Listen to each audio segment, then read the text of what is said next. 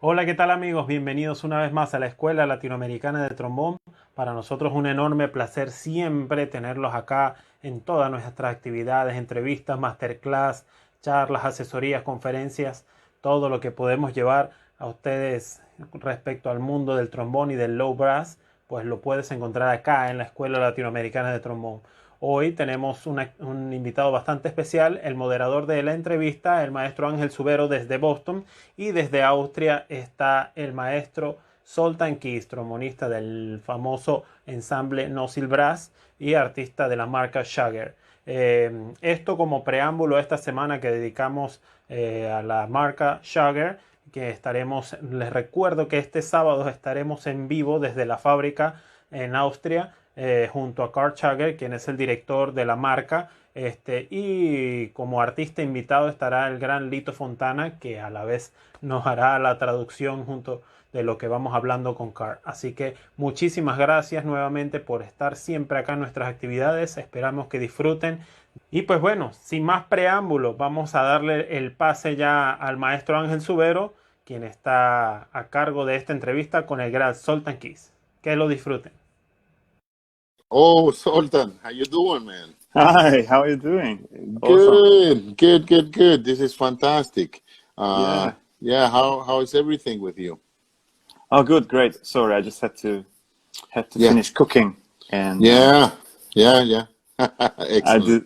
I love to do that job, Yeah, so I don't have to do the others. yeah. That's good. Bueno, chicos, ya tenemos al maestro Sultan en línea y yo tengo unas preguntas para él, generales sobre su carrera y su trayectoria, cómo empezó, y luego pues abrimos el espacio para que la gente empiece a preguntar. So, Sultan, I'm going to have a few questions for you. First about your beginnings in music and all that, and then Yeah. you can speak to us a little bit, and then people are going to start asking questions, and I'll translate them, and I'll translate. So it's going to be a little bit of a juggle, Okay. but it should be good. So, bueno, chicos, yo voy a empezar con las preguntas. Le voy a empezar al maestro sobre sus principios en la música, cómo escogió el trombón y todas estas cosas. So, Sultan, can you tell us a little bit about your beginnings in music and or why you picked the trombone and all that stuff? Ooh, why I picked the trombone? I picked the trombone because first reason was because my brother plays the trumpet, so I Okay. didn't want to play the trumpet because I didn't want to have a big competition in the family because he's an excellent player. The other thing was in the very beginning, actually, I wanted to be a dancer. Oh, wow. So it wasn't quite a unique look that me as a kid, I was glued to the TV and watching Fred Astaire. I love stepping, Uh-huh. so I loved step dance as a kid. Okay. So I was recording myself, only the sound, completely just noise, because when back then was just recording on not even a Walkman, it was some tape Yeah. recording sound, and I was just me in my slippers try to do this, like want to be like Fred Astaire and all the moves and being all this really cool guy in Hollywood. And so that was my, you could say, the first love. But I also love the music because my grandma used to be a sopran coloratura singer, Oh, wow. Okay. but she never made a career out of it because she got pregnant with my mom, Uh-huh. and she never pursued The career. the career. So that's how my mom sang in the choir. Okay. It's pretty good. It went really well. And my uncle, we could say great uncle, is I heard or I read about it. He considered the best Paganino voice in history of Oh, wow. the magic flute. He's a baritone singer. Oh, wow. Okay. Yeah, it's George Rodney, his name. Okay, so you come from a family, musical family, a very musical family. Yeah, I didn't have a straight contact with music, only Right, right. through my brother. And my brother chose the trumpet. So I was immediately knew I want to be like him. Okay, okay. And yeah, so that's pushed me to saxophone. I wanted to play saxophone. I studied clarinet, piano. Uh-huh. So I played a year on the clarinet. But Okay. I never really, I don't know, it never really sat good with me.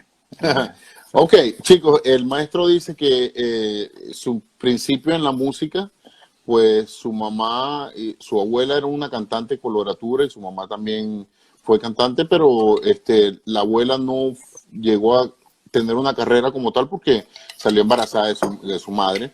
Y dice que él, lo primero que quería hacer, él quería ser bailarín de tap dancing, que es muy interesante. Y él dice que siempre está frente al televisor imitando los movimientos y todas estas películas de Hollywood y todo esto.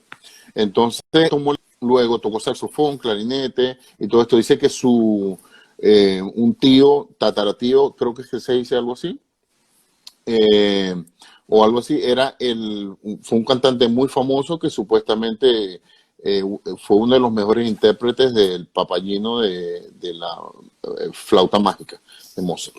Entonces, él dice que tomó el trombón porque su hermano toca la trompeta y toca muy bien y él no quería tener competencias. So, Zoltan, tell us a little bit about, I spoke to our friend, we have a mutual friend, Marshall Gilks. So he told me a couple of things. You moved to Poland at some point, growing up as a musician, you were playing trombone. How does this, you go to school? How does this, yeah. So I wanted to go and play brass instrument in my, I love trumpet. So I always fool around on the trumpet or listening to trumpet music a lot. Uh-huh. And as a kid, I just wanted to play, okay, let's play the trombone because of the slide was so weird. Mm-hmm. It was always, the only instrument was changing the shape while playing, yeah. And when playing, I always thought that the guy was swallowing the slide. And and I, as a kid, I didn't know that that's on one on top of the other, and it slides in. Yeah. But it was fascinated me as a kid. So I thought, why not? It would be nice to have it in my hands and try to play it. So that's how I chose the instrument. But for half a year, I could only play on the mouthpiece. Oh. Because it was, I think, most likely because my hands were not long enough to play the trombone. Yeah. And the teacher also said this, better start on the first, learn to buzz on the mouthpiece. Wow, that's interesting. Yeah. Yeah. So then I got the tenor horn, the euphonium, but the German style, so it goes the rotary ear.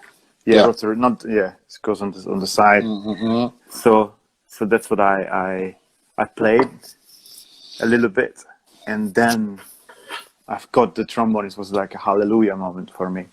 So the skies clears up and the light comes down and I got the trombone in my hands and I just loved it.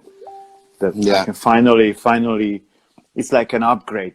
So I always felt about mouthpiece, euphonium, trombone. Yeah. Well, actually, that was sort of like the way I had started too. Like they put me on the minute that I touched it, no more euphonium for me ever. Yeah. Chicos, él dice que él siempre le encantó la trompeta y siempre estaba tocando trompeta y esto, pero cuando él estaba niño, él pensaba que cuando el trombón movía en la vara, que la vara entraba y que la persona se la tragaba. O sea, como que cosas de niño, ¿no? Pero él dice que él empezó a tocar y cuando empieza a tocar el trombón, que escoge el trombón que le gustó, le interesó y quería tocarlo, él dice que bueno, pues que ya el profesor le dijo que tenía que tocar la boquilla. Entonces él tocó boquilla por 6 meses y luego le pusieron bombardino, el estilo alemán que tiene la campana hacia el lado, y luego fue que el trombón, y cuando le llega el trombón, pues él dice que esto fue un momento glorioso porque pues era como su sueño, pues entonces pues muy interesante porque yo también tuve una situación similar también, o sea, yo empecé en bombardino y luego en el trombón. So, Sultan, you went to school, you do all this. Let's jump right into your career nowadays. Now, I have a question for you, and I'm going to translate the question into Spanish first and then into English, so you can talk.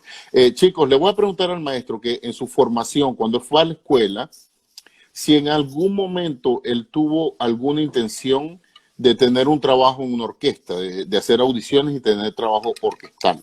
So, my question is, at any moment in your career when you were in school, did you have aspirations to become an orchestra player or get a job in an orchestra, or was there any intention of that? Because a lot of people they want to be orchestra players, that kind of thing. Did you have that desire, or you just wanted to be a soloist always and chamber music? How did this come up? I was very lucky that I ended up doing things I'm pretty much wished for. So I loved the orchestra as a student. Yeah. And even I had a short career in the radio orchestra in Poland. Oh, wow. Okay. And so I auditioned, and I won an audition to orchestra. So I played all the stuff. Okay. I had at least once I did.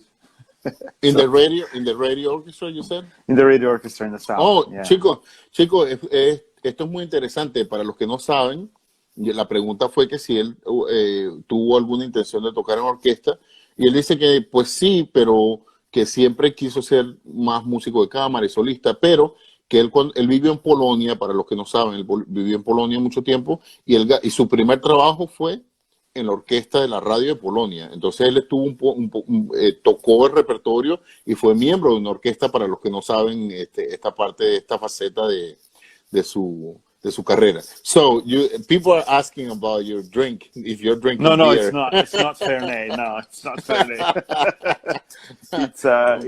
It's cherry and like the juice from the jar, Amareno cherry, and I just saved the juice from it and put a lime in it and soda. Muchachos, el maestro no está tomando alcohol todavía, está tranquilo, estamos civilizados todavía, así que tranquilícese. Everybody, they want to know what you're drinking. No, but I realized it looks a lot like Fernet. Yeah, no. Mira, chicos, no, como le digo, el maestro sí tuvo una carrera y tocó en orquesta. De hecho, yo no sabía esto. I didn't know that. Tocó en orquesta y tocó el repertorio, pero so when you play in the orchestra, and then how did you realize that, or how the opportunities came out for you to become have the career that you have right now? Let me translate in Spanish first. Okay. Muchachos, le estoy preguntando que después de tocar en orquesta y de tener un trabajo en una orquesta importante en Polonia, ¿cómo sale esta oportunidad para él convertirse en el músico y tener la carrera que tiene ahora? So go ahead, Sultan. No, thanks. So just to put it into a few thousand words, I was fascinated with solo and chamber music. So that's kind of like, I love to be in the light and love to entertain. I was you would say a typical class clown. Yeah. So I was the one making up the jokes or throw back the teacher sentence. So I was one of those, and I always loved the attention and making people laugh.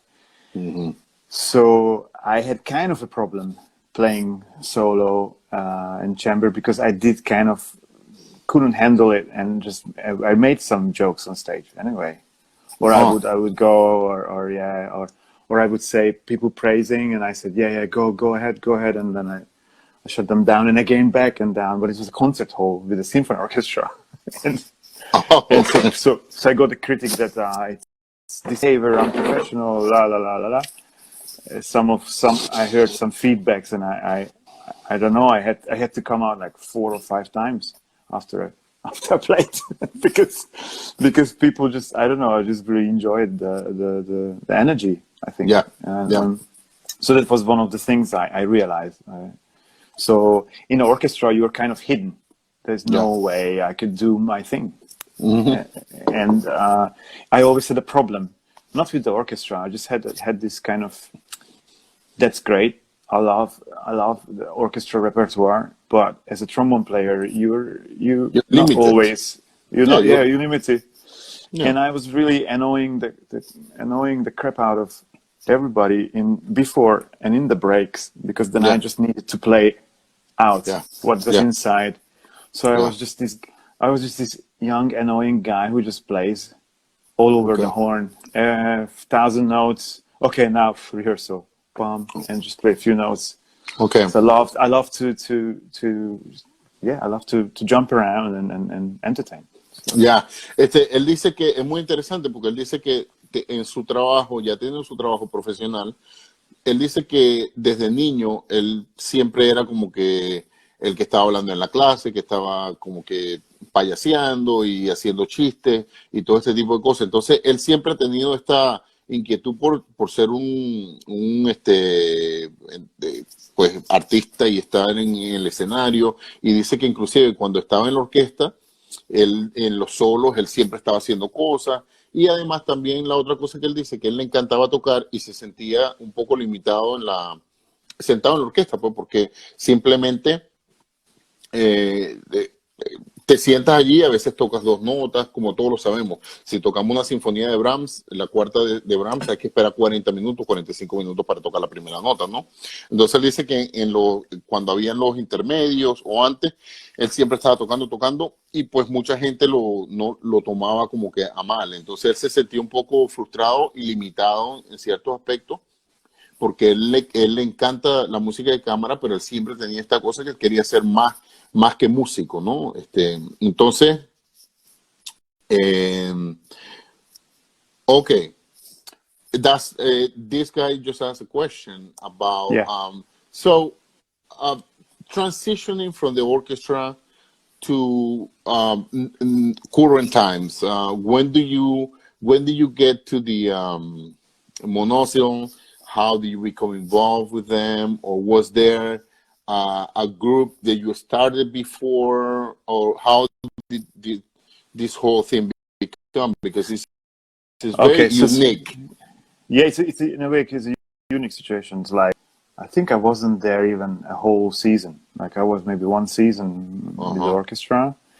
I got, unfortunately, a very, I don't know if we can say it. Somebody didn't like how I am and who I am.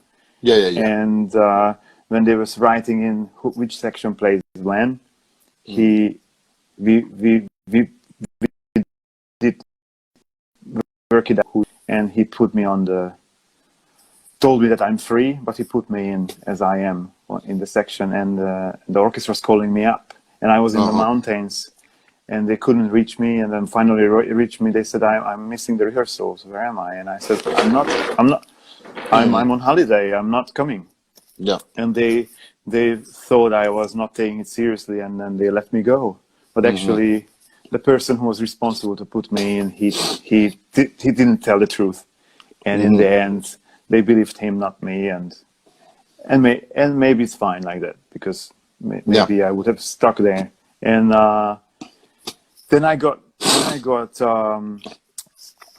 really focused on solo playing, and I decided to try to play the Prague Spring competition. It was in 2004, and 2004 that was some anniversary there, and they were filming, and I arrived there.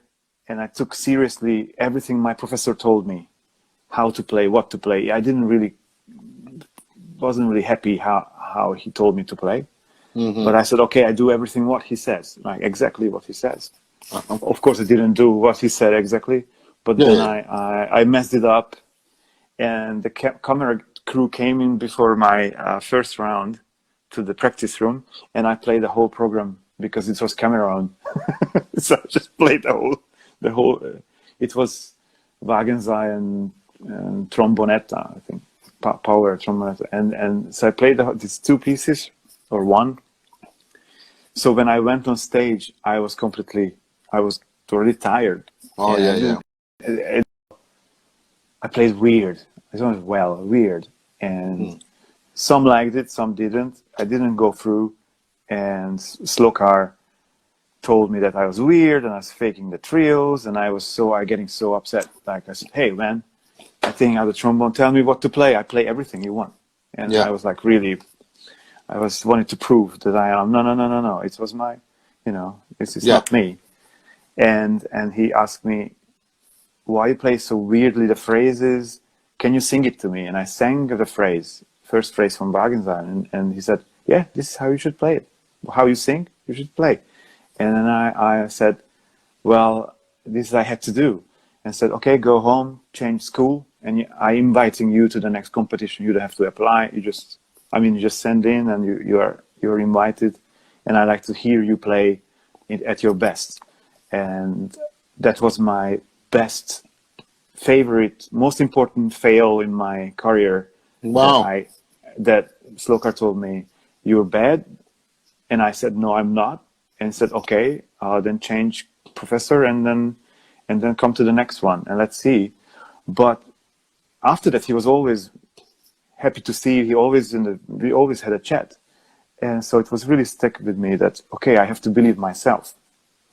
Yeah. So I went home, I canceled the school. They were very upset. He was the one who also pushed me to play in orchestra. I said, no, nothing of that. I'm changing. I changed city, everything. I left. And when I went back to Warsaw, I said, I didn't really go to the lessons. I said, I'm working on myself. Wow. Okay. And so, sorry, just to finish that. So that was 2004. And 2005, at an exhibition, when I helped Chagarl I translated all the materials for advertising the horns in Polish. I made the transition to Polish, and I tried the trombone. That's a year later when I had this fail in the competition, and I changed school and I started practicing only what I think for myself. A year later, I met Nozzle Brass, and they wanted me in the band. Okay. And now I am who I am. Based on only, Yeah. Well, chicos, esto es muy, muy interesante esta historia. Por esto es que a mí me gusta como que conocer. This is why I like these forums, because I personally like to ask this type of questions, so we get to know a side of you that a lot of people don't know. So, chicos, esto es muy importante lo que acaba de decir. Él dice que él, después de la orquesta, estando en la orquesta, hubo una situación muy particular, porque había gente que no estaba contento con quién él era como tal, por su manera de tocar o su manera de ser. Entonces, básicamente hubo una situación en la cual hubo como una trampa que le hicieron y él se fue, le dijeron que estaba de vacaciones, lo llamaron y él estaba de vacaciones. Al final, él dice que tuvo una temporada con la orquesta nada más y pues la situación no terminó de la mejor. Decidió volver a la escuela, ¿verdad? Porque me imagino que estaba joven en ese entonces. Y sí, ya vamos para allá, Hans, ya vamos a hablar de la relación, que precisamente al final de esto, él comentó algo de cómo empezó su relación con Chagarl. Pues él dice que él hizo una competencia y decidió concentrarse de la manera que su profesor le había dicho, a pesar de que él no estaba muy de acuerdo con muchas cosas. Dice que fue a la competencia, toca en la competencia, 2 horas antes de la competencia, él está tocando, toca todo el programa, y cuando salió que tocó en el escenario no le fue bien. Y lo cortaron en la primera ronda, no pasó la primera ronda. Dice que Slokar habla con él y le dice, bueno, que estás haciendo esto mal, estás haciendo todas estas cosas muy mal, ¿qué pasó? Entonces él dice, no, pero yo puedo tocar bien, yo toco bien. Y entonces él quería demostrarle al tipo. Entonces Slokar le dijo, canta la frase. Él la cantó y es lo que le dice, así es que la tienes que tocar. Entonces él dice que eso fue un momento en el 2004, fue un momento crucial para él en su carrera, porque él dice que este fracaso que él tuvo se convirtió en uno de los descubrimientos más grandes en su carrera, porque él entendió en ese entonces que él tenía que creer y confiar en él mismo y lo que él quería hacer. Entonces él dice que él se fue, dejó de tomar clases, dejó la escuela, todo esto, y se concentró a estudiar, pero a estudiar de la manera que él sentía que le servía a él. Y él dice que un año después,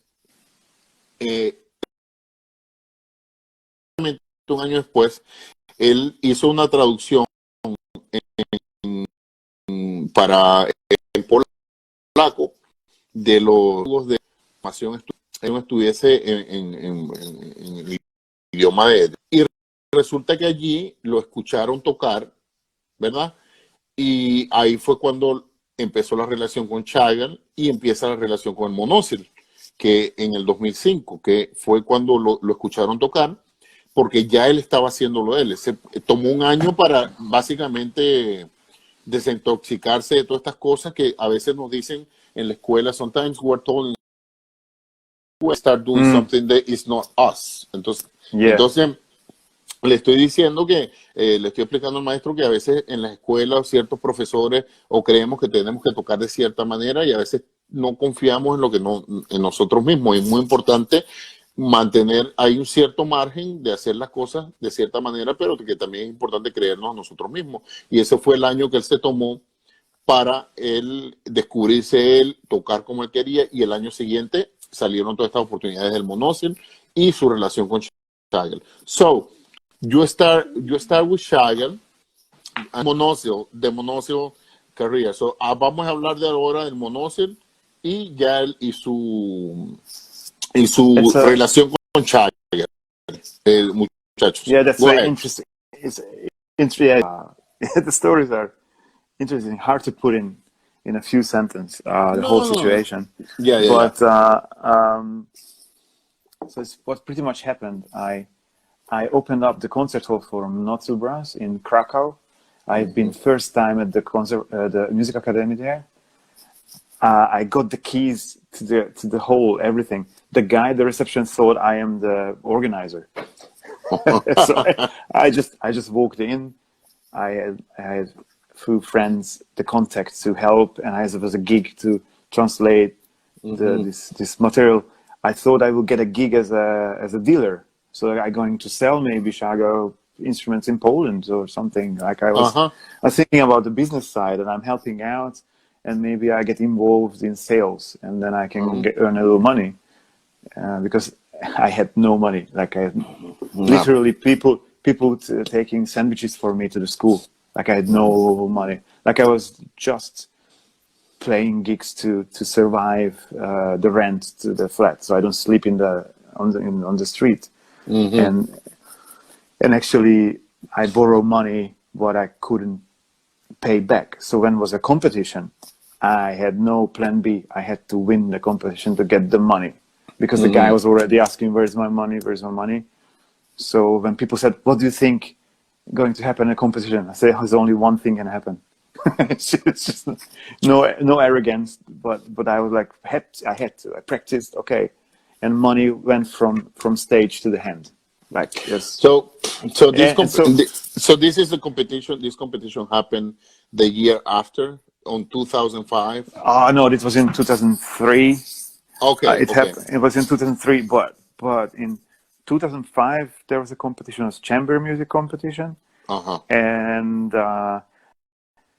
it's just Monósil, and I had a quintet quartet. It's always changed. It depends how many people could do, but the core was three of us: is horn player, trumpet player, and me. Is Henrik Kovalevich, my favorite horn player. He can play. He played Brandenburg Concerto on the horn and play like bass trombone. Like it's everything. Wow. Like the guy is, you know, Barry Tuckwell just passed away recently. Horn player. He loved him in Melbourne. We played with the trio in Melbourne. Oh, at wow. the Brass Festival, and he got invited as a guest solo horn in the Melbourne Symphony after that. And wow. So it was really, he's in a Warsaw Symphony. Symphony of Varsovia in Warsaw. He's the solo horn. And he played a little bit in Oslo in the opera And so he's one of the players.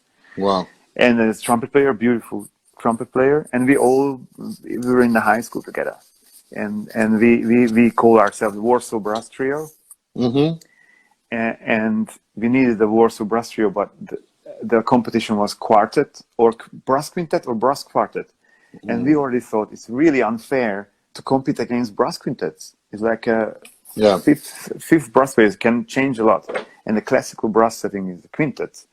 So we were in 4. We hired a guy, a trumpet player from the Philharmonic, to help us out, and we made the quartet, and we won the first time in this category. We won the competition. Wow. And that's happened, and that's how it was a little bit before I met Notsil. So I was also very much into. I was very much into chamber music. So we played all kind of settings and all sort of modern music. Or we got 3rd prize in a modern music competition with a trio, only brass group in the. I don't know how many. There were like 50, 60 groups in competition, and we were the only brass, and we managed to play that. You know, there are programs like 1 hour play this, 1 hour that, and we managed to play. Thanks to our trumpet player who had to, always trumpet is the biggest job in a chamber group. But we managed it. We played the plug trio for brass. Oh yeah. We played it at that competition, but at the national competition we won with a quartet, and then I met Notsil, they thought I'm from the organization, from who invited them for the concert, but I was just there to help out. I played the trombone on stage. They heard me play. They asked me who I am, and I think the next day they invited me for dinner at their next concert. And Schager, Carl, told me that here's a trombone. Take it. Just take it. Yeah. Take it and show it around. And I said, like, why are you giving it to me? I said, well, they're looking for a trombone player, and most likely they will ask you to audition. Wow. But I said, yeah, but I have to. Even if I audition, I don't think I'm good enough, because he was asking, maybe you should join them. They're really good. Like, they really we have lots of fun. I said, yeah, I know. It's a dream job, but I don't know if I'm good enough. But he said, but here's the trombone. And I said, yeah, but I have to audition. I was like, yeah, here's the trombone. He was a businessman. He said, here's the trombone. Maybe he already have a feeling it's good to give me a trombone. And the concerts were cancelled. The tour was cancelled from that day on, so I didn't have the chance to see them again. I mean, to see them play, because the Pope died. Jean Paul II, Jan Pavel II. Jean Paul passed away, so Poland completely banned any entertainment, everything banned. So we were hanging out at the music academy, and they just stopped me and sing your national anthem. So I started singing. I said, sing louder, sing louder. So I just said, I said, so louder. Oh, my. And I started, really like full on. And they said, all right, you're okay. Okay, so, start learning German. and then was the audition a month later. And I had to borrow money, went to Berlin, played the audition. I had to improvise. I had to find my voice in chamber, this kind of. Okay, it's very typical here to improvise folk music. Yeah. Okay, let me translate that whole thing, and then we'll go, because we have a lot of questions. No, but we have a lot of questions about the rehearsal techniques that you guys use in Notsil and that whole thing. Chicos, entonces, bueno, le voy a contar un poco, hacer un pequeño resumen de lo que él me acaba de contar. Él dice que él está, después de la orquesta, que él vuelve a la escuela, que no tenía dinero, que tuvo que pedir dinero prestado para ir a esta competencia, básicamente no tenía dinero, y era como que tocaba, hacía toques y eso, pero ganaba muy poco dinero. Entonces, cuando la relación con Shagel empieza porque ellos fueron con el Monosel fueron a Polonia, y ellos pensaban, él tenía llaves de la sala donde estaba sucediendo todo. Entonces ellos pensaban que él era un organizador, y él, como hizo la traducción de todos los materiales de promoción, él dijo, bueno, quizás hay una oportunidad aquí para trabajar como promotor o vender instrumentos o ganar algo de dinero, porque bueno, ya sabes, el pan él estaba como que pasando por una situación bastante, pues como le hemos pasado muchos, ¿no? Entonces, él dice que Shagel lo escuchó tocar en la sala, y luego lo invitaron a cenar a él. Y todos pensaban que él era parte de la organización de del festival, pero resulta que lo escucharon tocar, y Shagel en algún momento va y le da un instrumento, le dice, mira, esta gente van a tener una audición para trombón, prepárate, aquí está el instrumento. Entonces él dice él dice, bueno, pero ¿por qué me estás dando un instrumento si yo no creo que tenga el nivel para hacerlo? Pero Shagel le dijo, prepárate que va a haber una audición. Él dice que los conciertos del Nocil en Polonia se cancelan porque muere Juan Pablo II, el Papa, quien fue el Papa en ese entonces. Muere Juan Pablo en todos los conciertos, y luego él dice que los del ensamble lo pararon conversaron, cenaron, todo esto, y él lo paran y le dice, mira, ¿tú te sabes el himno nacional de tu país? Sí, cántalo. Empezó a cantar, le preguntaron que lo cantara más fuerte, más fuerte, más fuerte, y luego de esto le dijeron, bueno, prepárate, que hay una audición, empieza a aprender alemán, le dicen. Y él dice que para la audición es muy típico que tienes que improvisar, tienes que tocar, obviamente, solos, tienes que tocar las partes y todo esto, pero que hay muchas cosas que tienes que descubrir y hacer muchas cosas que no son común en lo que es el entrenamiento clásico de la formación típica de un instrumentista clásico, ¿no? Entonces, muchachos, hay varias preguntas de la técnica de ensayo del ensamble, el cual el maestro es parte, pero yo quería como que hacer la introducción para que llegáramos a ese punto. Entonces vamos ahora, ya le voy a empezar a hablar, le voy a hacer siguiente pregunta que le voy a hacer el maestro, es sobre el proceso de ensayo, cómo hacen cómo hacen para memorizar la música, los arreglos y todas estas cosas, ¿ok? Zoltan, there's a lot of questions about the rehearsal techniques, how you guys rehearse, and also the memorization of the entire program. Obviously, you act.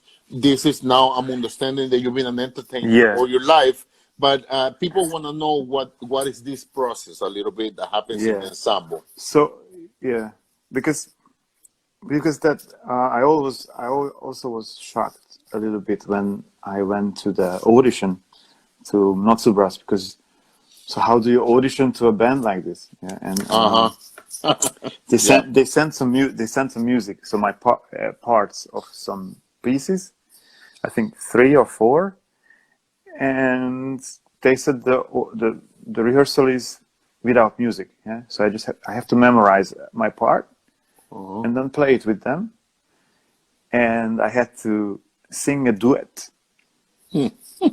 Learn the text. I was struggling learning the text, and I think, what is this? I don't know what's the song name of the song, but it doesn't matter. The Stolze Herz, something. And I didn't know I would have to improvise. This was just like kind of, okay, learn this, learn this, learn this. All right. So I learned them. I was a bit stressed out. The singing went well, and I played the pieces, and it's kind of big, and I was a little bit tired. I had sounds on the train before, and before I was kind of excited and Sultan, once say yes. he said hello, but he also Hello. I thought you read it, but he wanted me.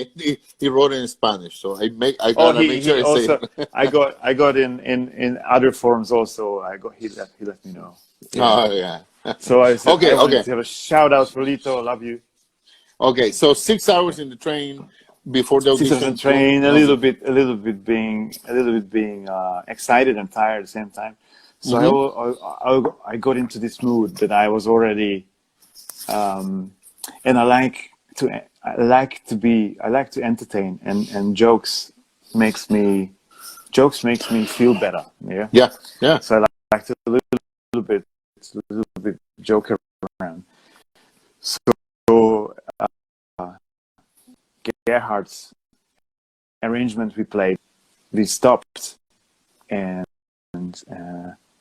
he's asking what. So it's Gerhard wrote this, so it's pretty cool, huh? And next,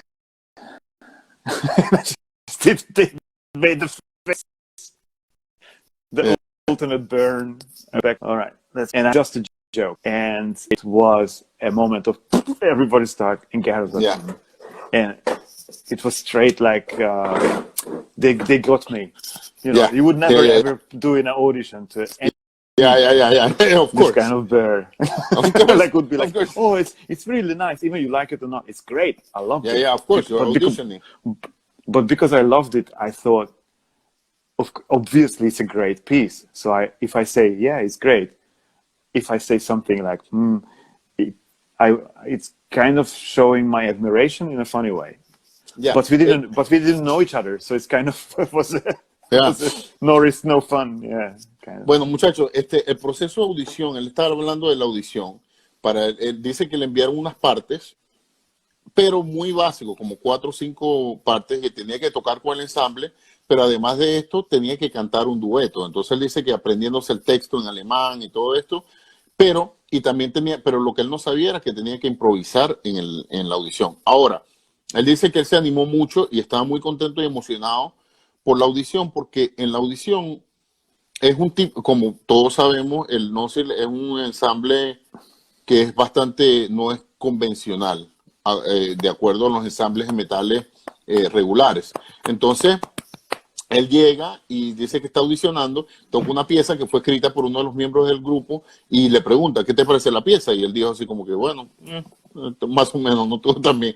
Entonces, inmediatamente él dice que a pesar que uno no hace eso en una audición, o no pensaría en hacer eso en una audición, pero que los miembros del grupo entendieron su humor y lo entendieron inmediatamente lo entendieron quién era él. Y entonces él dice que fue un momento muy chévere porque él dice, bueno, o sea, uno normalmente no pensaría en decir algo así, pero él dice, bueno, él siempre le han gustado los chistes, él dice que los chistes hacer chistes y el humor lo hace sentir mejor a él, entonces pues de ahí viene. So you do the joke and then obviously you win the audition. Yes, I won the audition. Entonces ganó la audición, so you play well enough and you fit in, you were a good fit. It was kind of like, okay, we're going to play a march. Find your voice. So I started playing. Find your voice. So I had to find my voice. We play another piece. Yeah. One second. I'm sorry. Chicos, una parte importante que se me olvidó decirle es que él no sabía que había una gran parte de improvisación en esta audición. Y él dice que le dijeron en un momento, bueno, vamos a tocar una marcha, típicas cosas de alemana o algo así, tocar una marcha y le dice, encuentra tu voz, improvisa. So go ahead. So improvisation. Yeah, so for me it was completely new. I did some improvisation I didn't mention earlier, but I played also, I had my own funk band with my best friends, Bartek Wojciechowski, Bartos, yeah. Wow. Bartos, if someone heard, bass player. Mm-hmm. And so we played a lot of like Jamiroquai, Maceo Parker, Nils Landgren, even Pearl Jam and everything. So we kind of, it was a mix of things because the drummer was a fan of Pearl Jams. So we played Pearl Jam, but I was a fan of Jamiroquai, so we played Jamiroquai. Okay. So we were and Maceo Parker, and we improvised. One set of the concert was completely improvised. So just go on stage and start playing. Yeah. That's cool. Whatever it comes, and so that was cool. So I had it once a week in a club. So it was this when this clubbing became very popular and with live music. Yeah. And in Warsaw, they just closed the most famous jazz club, Aquarium Jazz Club, where all the big cats went after their main concert. And we were the ones they picked up that day, and we continued the jam session. So we had our improvisation set, we played some tunes as a second set, and the third set was that open mic, like like everybody can come on stage and we play together.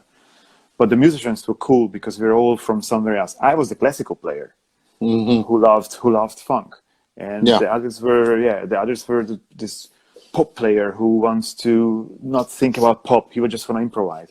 And so it was a very good mix. But so I'm coming from that to the audition. Okay. So actually I was. You had a little bit. Yeah. I was like, okay, let's see, what can I do? Like, I wasn't like, I didn't freeze. Didn't froze. I didn't freeze.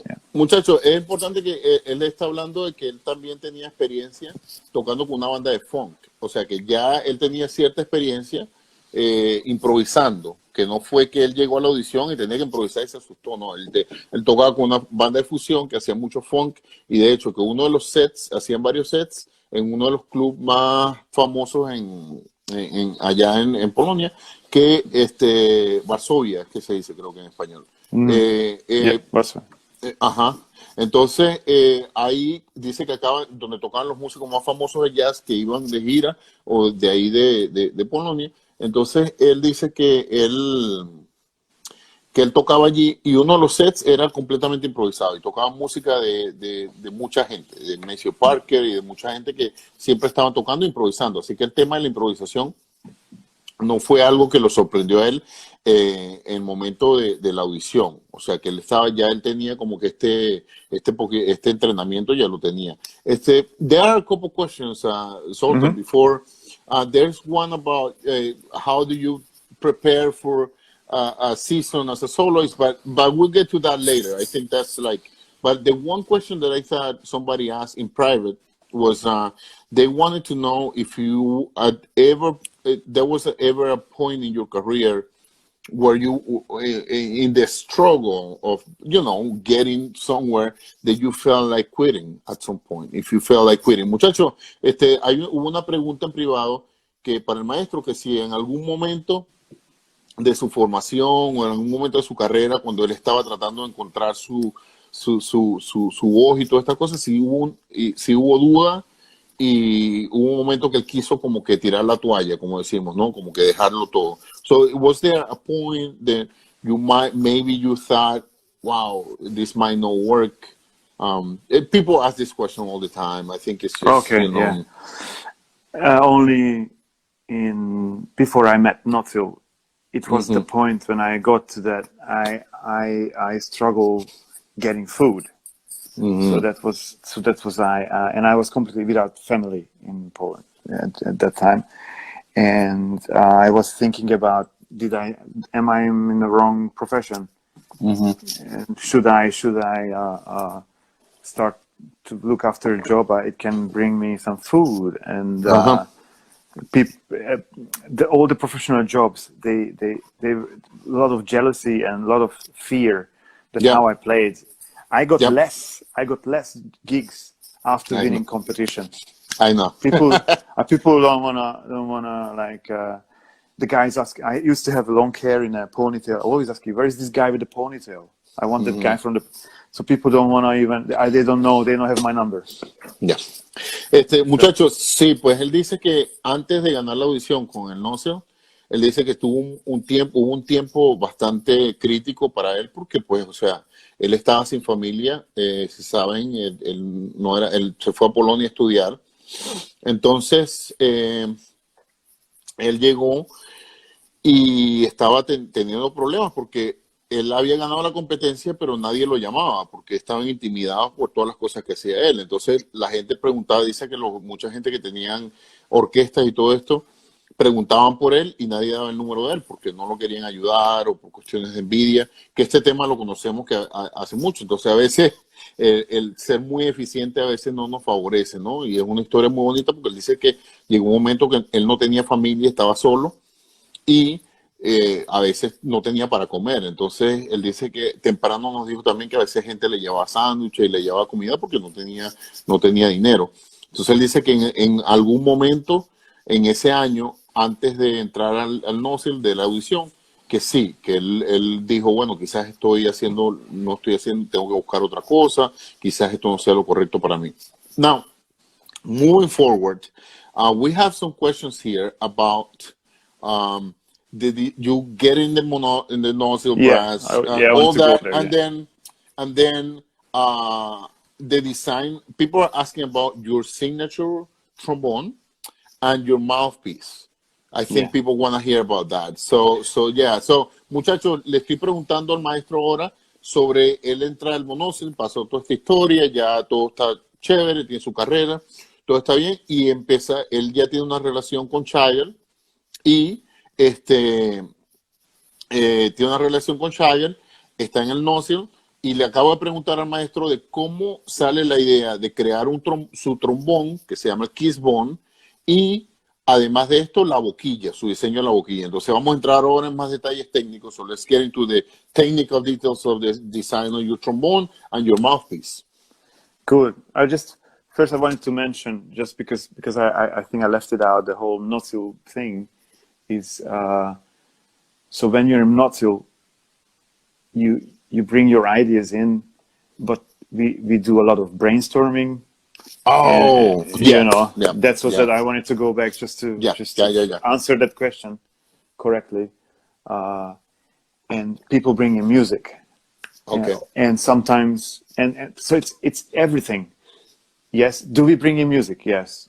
Do we brainstorm? Yes. Do we fool around? Yes. Do somebody exactly want to know how a scene should be a gag? Yes. Mm-hmm. Once we would just sit down with a Aratunian trumpet concerto piano part, printed out 7 times, and we are sitting in a circle, and everybody says, okay, I play the first line, I play the second, I play the left hand second note, and we start try to play the parts, and dun dun dun dun dun dun dun, and so we go, okay, we stop. Okay, so what if we would go break it and start do like a western out of it, yeah. And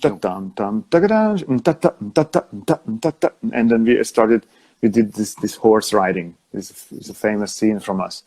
Mm-hmm. And this is like 5 hours sitting and discussing each part and putting out ideas. And we entertain each other, like, oh, it'd be funny if we go into a bar and everybody gets a drink and starts spitting and burping and stuff, and okay, let's do it. And we start laughing, and it stays. And it's like a writer's room in a comedy series. It's a collaboration. Okay, muchachos, él quería terminar un poco y hablar del proceso de ensayo y cómo crean todo este tipo de cosas en el ensamble. Entonces, había muchas preguntas como esas. Entonces, él dice que sí, que hay gente que trae arreglos o trae ideas, hacen propuestas, a veces hay música, todos colaboran, a veces hay arreglos como tal, o a veces hay solo ideas. Y también lo bueno, él dice que todos están muy abiertos a sugerencias de todos. Entonces, a veces los ensayos, cuando están desarrollando ciertas cosas, simplemente se sientan y empiezan a hablar de ideas, tanto musicales como de teátricas, como de cuestiones de chistes, y él dice que a veces pasan 5 o 6 horas hablando y conversando y diciendo ideas y se ríen y todas estas cosas, que es un ambiente, pues me parece que es un ambiente muy bonito, muy chévere. Y él dice que de esta manera, pues muchas veces salen todas estas ideas pero sí, hay una colaboración muy grande y todos siempre están muy abiertos a experimentar. Él dice que a veces solo traen que si un score del piano y empiezan a tocar todos, improvisar todos y empiezan a tocar y ven y van descubriendo todo, pues que hay de todo. Él dice que sí la pasan bien, pero también hay una parte seria que trabajan duro en los ensayos, pero también la pasan muy bien en el proceso creativo y que es una colaboración muy grande de parte de todo el grupo, pues que no es nada más, no es una persona, no es una idea nada más, sino es una idea que llega y se convierte en una idea de 7, que es una colaboración bien grande. Y dice que eh, cuando una vez que tú entras al ensamble, él dice que ya tú puedes llevar ideas y puedes hacer todas estas cosas. Yeah, so that's actually very, very cool, man. Like, and it sounds like it was a perfect gig for you since you've Yeah, always been an entertainer and that whole thing. And yeah, yeah. I heard before that it's like, oh, when I heard Not Till the first time, it was my mate from Budapest, Gazoli. He's a beautiful. He's an elite trumpet player, and he just said, so there is a group. They just the loudest group in the planet on the planet, and you have to come and watch. And he was working already for Chagall, and he asked me to translate stuff. And okay. he said that you should be the one who's playing it because you just fit so well, like being funny, making jokes, and then play a lot. Yeah. And Él dice que la primera vez que escuchó el grupo fue a través de un amigo de él de Budapest, que de hecho él le dijo, deberías venir a escuchar el concierto. Y cuando estaban hablando, este es el grupo que toca, las dinámicas son extremas, pero además de eso, tú deberías ser el trombonista que está tocando ahí, porque tú estás haciendo chistes, tocas muy bien, siempre estás tocando, entonces se toca muchísimo. Entonces él dice que esa fue la primera vez que se expresó. Now, I want to talk a little bit about the instrument and the mouthpiece, so people keep asking. And then the other question, and I have a couple questions about your life. You live now in Vienna, right? But you're from life. I want to talk about life in Budapest and life in Vienna, and also I want to talk about. In fact, Zoltan, we have 2 minutes on this session, so we might want to close it, and then we'll open up a new session, so we can start talking about the instrument and all that. But I want to ask about the Hungarian trombone boot camp.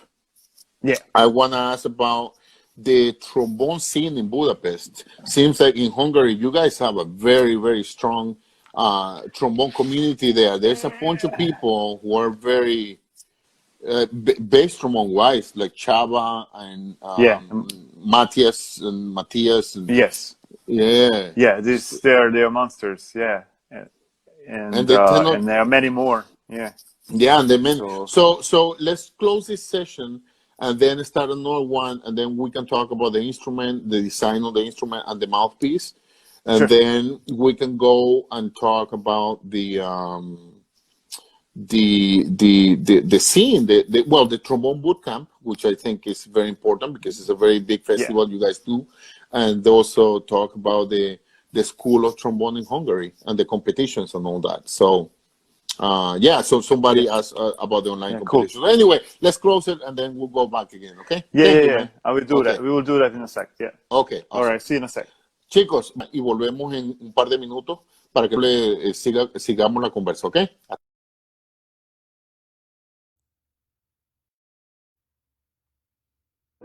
Oh, Zoltan, how you doing, man? Hi, how are you doing? Good, awesome. Good.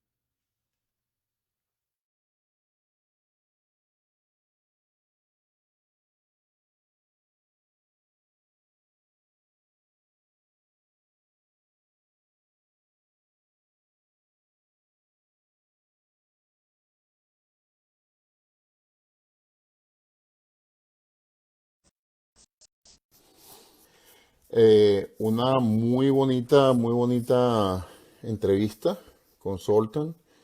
Eh, Vamos a esperar que se... Hola, ¿cómo estamos? Saludos de nuevo. Por acá estamos de nuevo.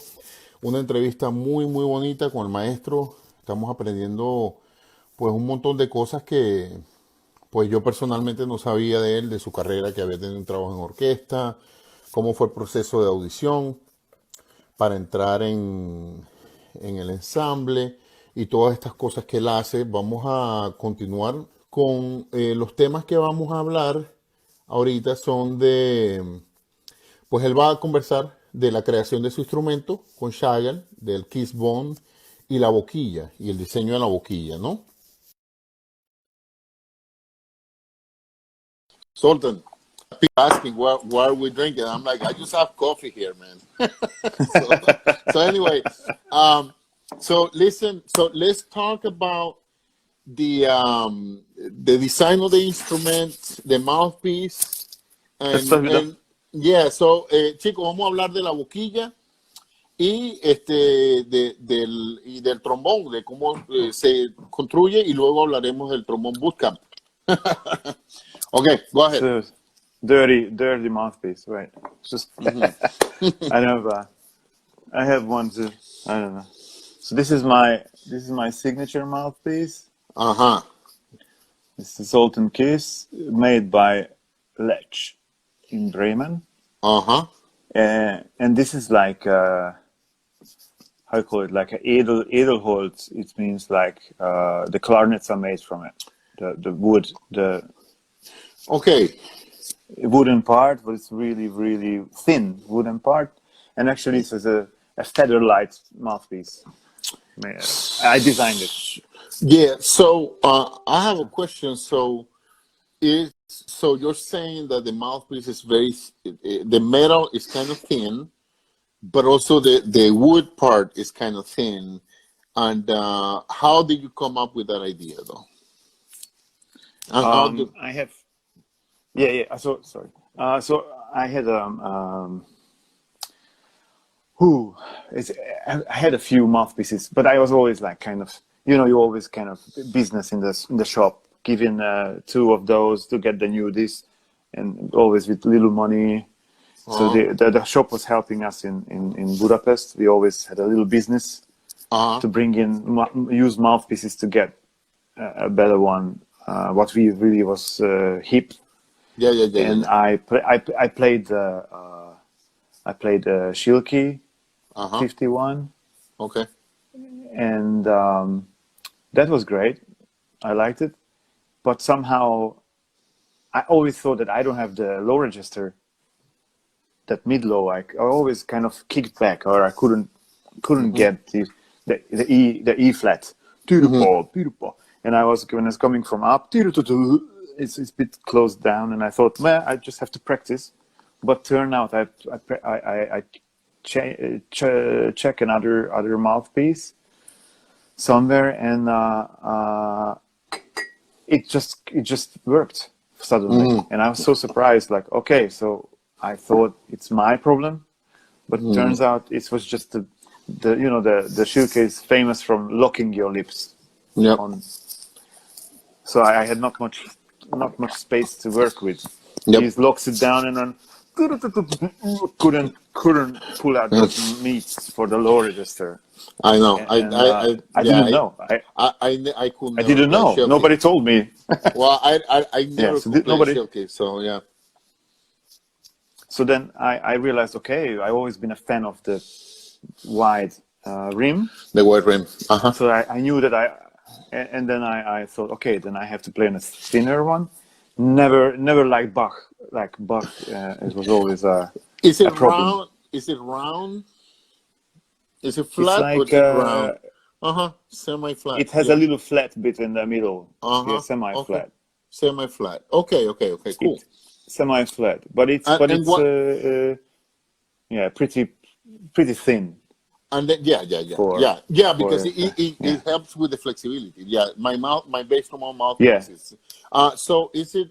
What size is it? Is it close to 5G, 4G? Like, it's like a 5G. It's a 5G with I don't know if it's bigger or smaller, like a hint, like a touch smaller, I think, or bigger. I don't know now. It was specific numbers were really like Yeah, yeah, 0.00 something, yeah, yeah, yeah. nothing. Chico, es como una 5, él dice que es como una 5, pero es un poco complicada. Entonces, let me explain to them sort of Yeah. the idea. So, él dice que él tocaba con una Chirky 51, pero que él no sabía que a veces la Chirky, yo personalmente, yo nunca he podido usar, no me gusta la Chirky, cómo se siente. Esta boquilla le funciona a mucha gente, pero a mí personalmente no. Entonces, él dice que con el aro, con la Chirky, a veces cuando iba a registro grave, le costaba un poco. Entonces, así, yéndose a registro grave y después empezó a experimentar y de ahí sale la idea. Y él dice que en Budapest él tenía, había una tienda que siempre estaban trayendo boquillas y ahí fue que probó otras boquillas. Él dice que a él nunca le gustó el aro de la VAC tampoco. Entonces, con estas ideas combinadas, él empezó y construyeron esta boquilla. Le voy a hacer una pregunta ahora al maestro sobre la madera y cuál es el efecto que siente él con la madera en la boquilla. So, Sultan, Yeah. the wood in the mouthpiece, does it work like the type of, some people used to have, like Dennis Wick has a metal counterweight that you can put on the Yeah. mouthpiece. No, It's it sort of doesn't. how does the wood work? No, the wood works in a different way. My approach was, so just to know, my approach was always a design approach. Yeah. I never really came up with a genius idea. Oh yes, it has to look like that. It has to be that. It's like hit and miss. Try by like how you call it, like found by trial. Yeah. I think it's around 100 mouthpieces are in the, like, just touch, no, next, touch, no. So it was it's 2 years testing. Okay. To get this specific one to work for me. Yeah? Ok, él dice que esto fue un proceso bastante largo y él obviamente siempre estaba pensando sobre el diseño, él no está pensando en esto, sino que él estaba pensando más en el diseño, pero que él dice que pasaron por lo menos 2 años y muchísimas boquillas que no funcionaron hasta que encontraron eso. So you find the mouthpiece now. Yes. Sorry, just to finish that. Yeah. So imagine this. This is a design. So if the wood wouldn't be on, this part is thin. So behind it is nothing. Oh. It's nothing. It's, like the Dennis Wick one with the very thin on the front. It's exactly the same. Behind is nothing. Oh. It's just the design. So it's behind it is air. Okay. And inside is like a jazz trombone, like a skeleton. Like it's just pipe and the shape you have to inside. It's actually what you see inside is that thin everywhere, like this. It's a thin mouthpiece, very thin mouthpiece. Yeah. Okay, él está it's very light. Que la boquilla, el metal de la boquilla como tal es bastante delgada. Y la madera también es bastante delgada. Entonces, que es una boquilla, él dice que es muy liviana.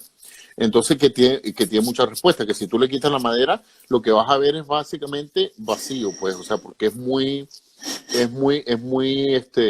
delgado el metal. De modo que está hecha. I assume el hilo, el aro también tiene es un poquito grueso, pero es un poco más delgado y tiene como que curva en la esquina, de modo que eso ayuda mucho. My mouthpiece is the same way. It's a custom brim, and it's not too thick, but it's also like it has curves, so it helps with the flexibility, and you can play for a long time, I assume. Yeah. Yeah, and then this is, and what other thing is, so it's like a skeleton mouthpiece. There are some, I think there is a skeleton. It's called skeleton mouthpiece in Shilki. Okay. This could say it's like a jazz mouthpiece, like a jet tone. What was really put all the weight off. Yeah. And so the wood this time works not like a megatone part or make it or. Yeah. big sound. It's not big sound. Weight makes the sound center. Yeah. So Yeah. if it's a lot of weight on something, it makes the sound center. Yeah. But Yeah.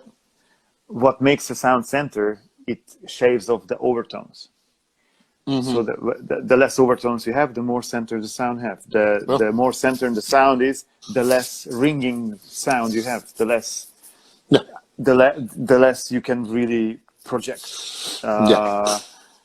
So something for something. So that's why it's always a play. How much weight should be. So when you see a big mouthpiece with like a brick, it's not necessarily gonna work. And a very thin mouthpiece is not necessarily gonna work because it's all over the place, and you don't really feel good. Yeah. And so here, what the wood part is, Mm-hmm. so the wood touches only the shank. Is that right?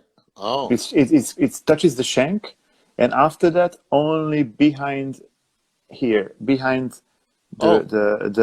So it's empty. the rim. It's empty. Inside so it is empty. Yeah, I also wanted to. Oh. I asked the maker. I wanted to do it like see-through plastic and like put little balls in it. Just play and just to be vibrate around. Yeah. Ok, chicos, esto es bien importante. Él dice que la cuestión de la madera, cuando le ponemos peso, como la Dennis Wick, que tiene que le pones un peso a la cosa, o cuando las boquillas tienen que si megatón o son más pesadas, o como las Greg Black que vienen en medium regular, más pesadas. Él dice que es una idea similar, pero no es exactamente igual, porque él dice que la madera está hecha, la madera no toca nada más al punto de la boquilla al final y en el aro. El resto de la copa, esa copa no toca el metal.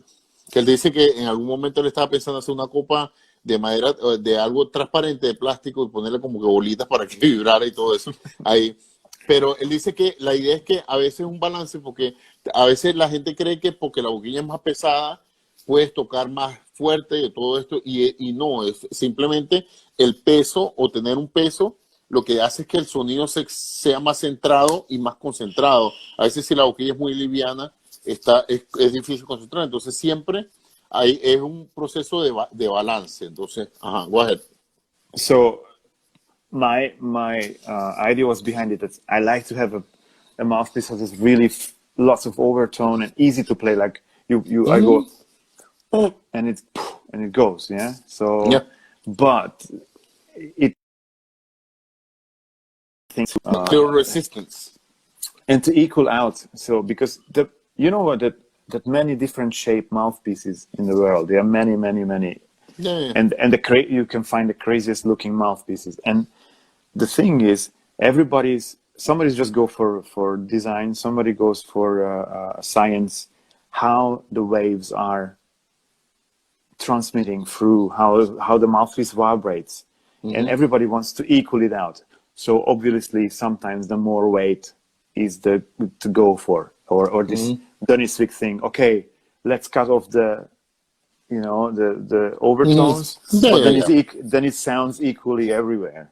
Yeah. And in this case, it's the same idea, just the other way around. Not put more weight on it, but just put a wood on it. What normally we know the wood would. If the wood is thick, it could kill the sound. If it's too much wood, it will not carry the vibration like a brass. That's why it's not a wood instrument; it's a brass instrument. But if I put a very thin, just like a bridge, when there is also a system that people put little metal connecting the body to the shank. It's a thing. Okay. So to equal out the vibrations. So this is pretty much it's in it. So let's say if I go a high register, other parts are vibrating, but because of the wood, it's just cuts a little bit off. It's focused. Yeah. It's focused. It's not good. You know where it works, where it doesn't. Yeah. So let me say something real quick, guys. For those of you who are just getting here, we had an hour session, which is live on the Escuela Trombón. It will be there for 24 hours. We talked about the beginnings of Zoltan in the nozzle brass, his career, his short career as an orchestral player, and all that. So it's important, if you have any questions, there's a lot of questions that I'm not going to address on this session because we already talked about it. So it's important that you guys know. Para los que acaban de entrar y tienen preguntas y no las respondo es porque ya hicimos una sesión de 1 hora en la cual hablamos de muchos temas, inclusive su audición para el ensamble, el nósil y todo este tipo de cosas. Y ahora estamos entrando en más información más detallada de la creación de su instrumento. Pero muchas de estas preguntas que tenemos acá ya se respondieron en la primera sesión, la cual la pueden encontrar en la primera sesión. El maestro está explicando que toda la cuestión de la boquilla es un balance, porque a veces tratamos, si le pones demasiado peso a la boquilla, hace ciertas cosas y nos, como que nos tranca la flexibilidad, o si la boquilla está muy liviana, es muy liviana, y que hay muchísimos tipos de boquilla y que, bueno, lo importante es que, bueno, pues chicos, la primera parte de la entrevista está en Facebook ya. So the first part of the interview is on Facebook already. Entonces él dice que si le pones demasiada madera al peso, quizás tranca las cosas y mata el sonido. Entonces por eso es que él dice que acá la madera toca en la punta acá y el final de la boquilla y está vacío el espacio en el medio, y él dice que esto lo ayuda con la proyección y todo esto. So, Zoltan, let's talk about the horn. Okay. The horn.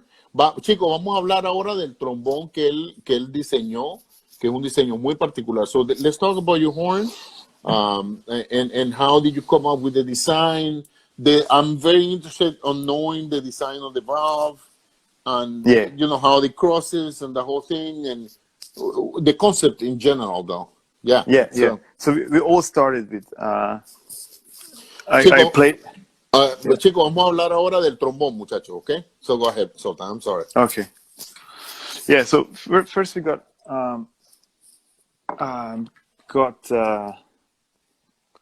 first I got another trombone, and I played another model for a while, and because we played that time the Trojan boat, so it's called the Troya. Just for that fact, but it was nothing to do with much with me at what I was thinking about to do with the trombone. And then at one point Carl asked me to, I think we are ready to make you a model. It was before the time that everybody got a model who joins the company. It was the time that actually started to do and so I was very much I was a lot involved in the process. And actually I was very happy to test. I was a lot involved in testing about other friends' instruments. So I already filter out a lot of mistakes and don't do's in other models. Yeah. Okay.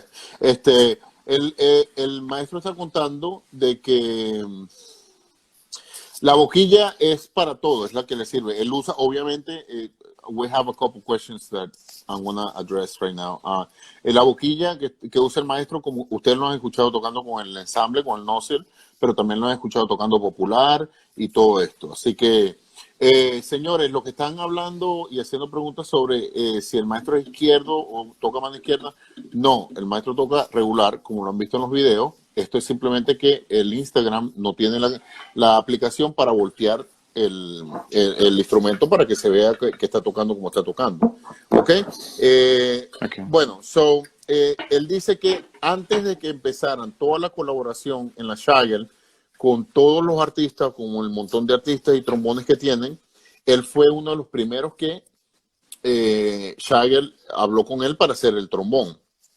Entonces, la idea, dice que él estuvo muy envuelto en el proceso. De hecho, que él dice que él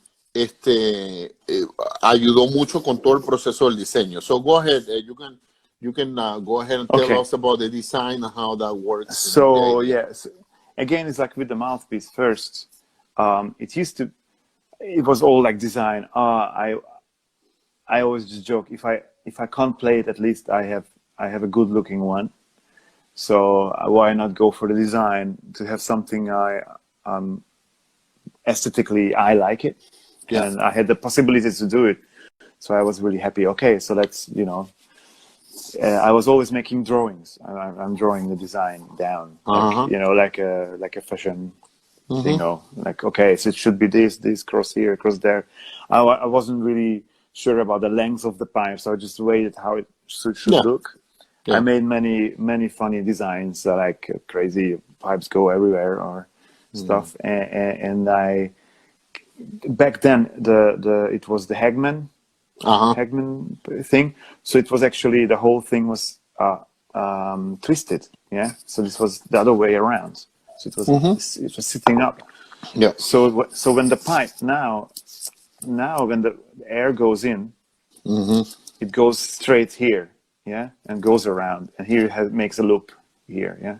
This is the old school rotary. But it used to be with the Hagman that actually crosses through. Yeah. So that was the idea behind it. That so I would like to have that when I push down the valve, it doesn't break down like now. The original idea was it goes through. Yeah. And then back. So, and this little curve here made this extra turn. I called it the French horn turn. Okay. In here. So here was flow. When you pushed it down, it was go. There was no difference in playing. You didn't have this like, oh, I'm in valve. You know. It was like playing another trombone in another key. Okay. And this part helped a lot. It was curvy. It was a little bit going down, and it was like more like a horn. It was the first one. I don't have it here. No, it's okay. Yeah, but so this was the main original design idea, the original idea. Yeah.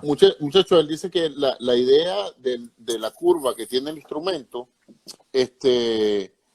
básicamente viene porque el trombón al principio tenía la válvula Hagman.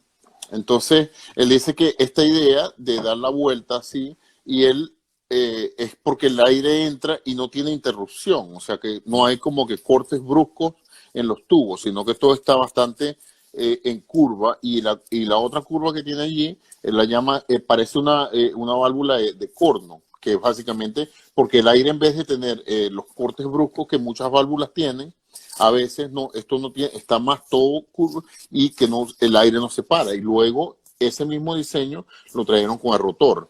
Ahora, la otra, hay otra, Zoltan, so the rest of the horn, you have a specific lip pipe, a specific, is there a specific thing? I noticed on your horn that the back, the tuning slide, though, there's no brace there. Chicos, le estoy preguntando, haciendo preguntas específicas sobre el diseño,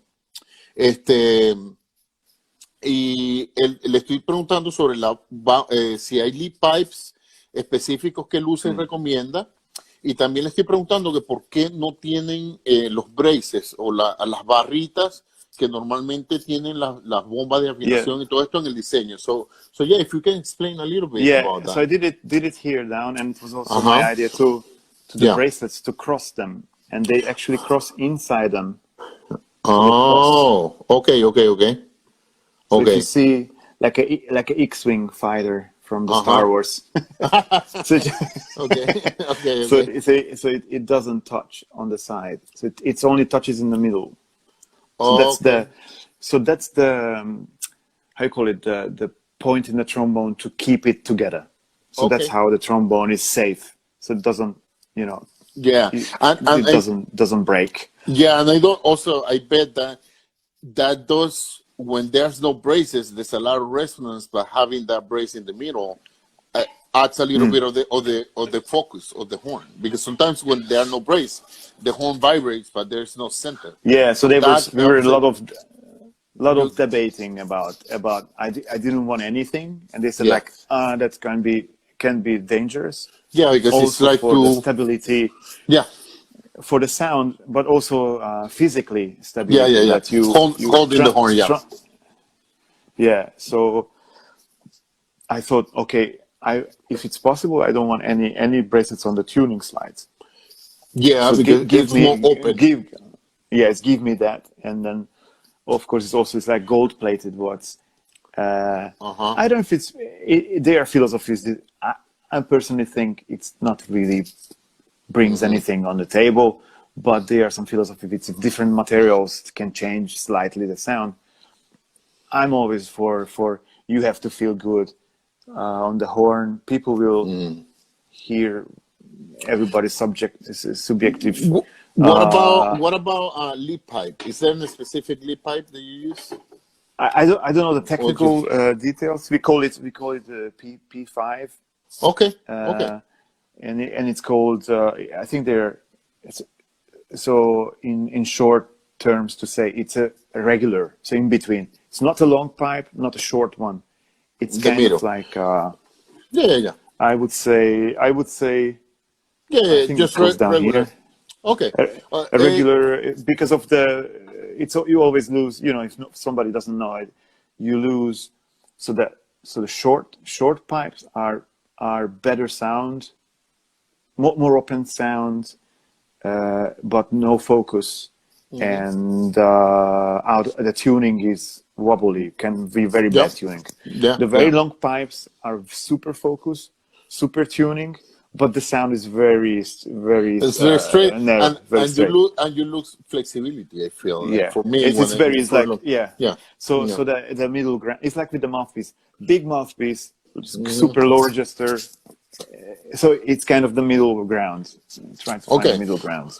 Okay, chicos, él está hablando del diseño, que él dice que cuando estaban hablando del cuerpo del trombón, de las válvulas, él dice que él no quería ningún tipo de barras que unieran el trombón.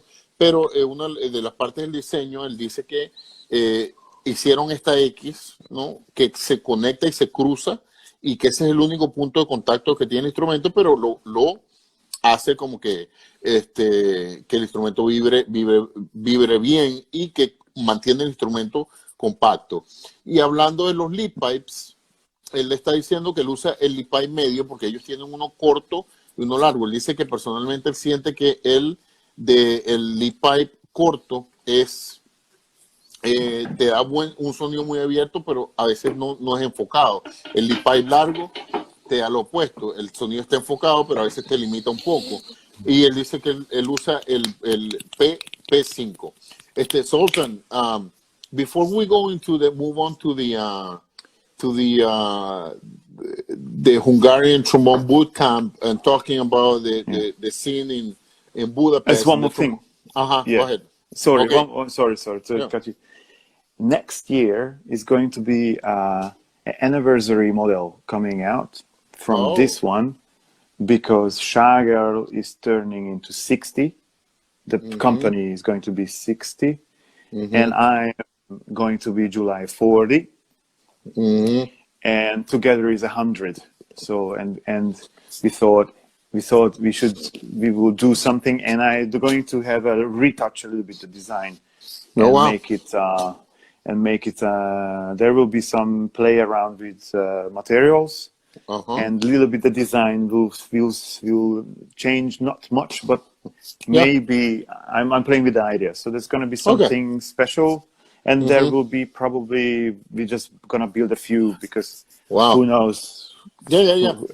Bueno, it's just a thing to do, Chicos, bueno, para los que les interesa saber sobre el instrumento, Zoltan nos está contando que el año que viene van a ser 60 años Shire, y como él va a cumplir 40 años y son 100, van a celebrar en grande y van a hacer un rediseño, van a rediseñar y hacerle como que un upgrade, como dicen en inglés, al modelo de él, y lo van a hacer sin cambio.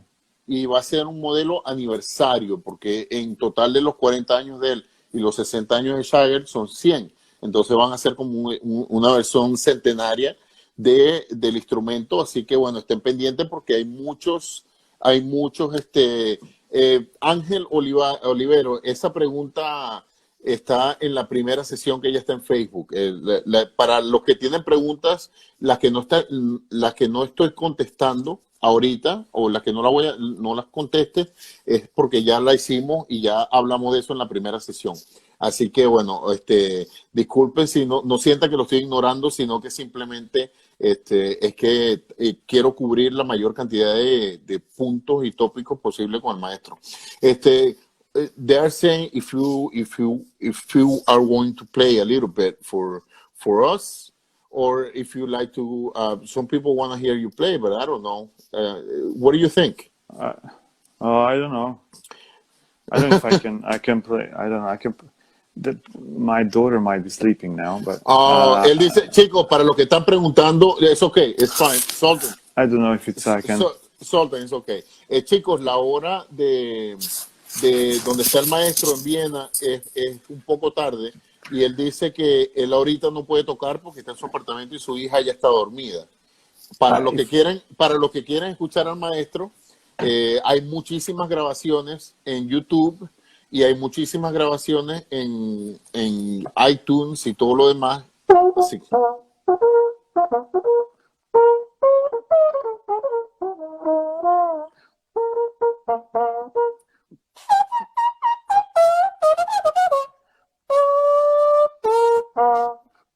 Yeah, I'm lately working on the soprano, so that's where I could go.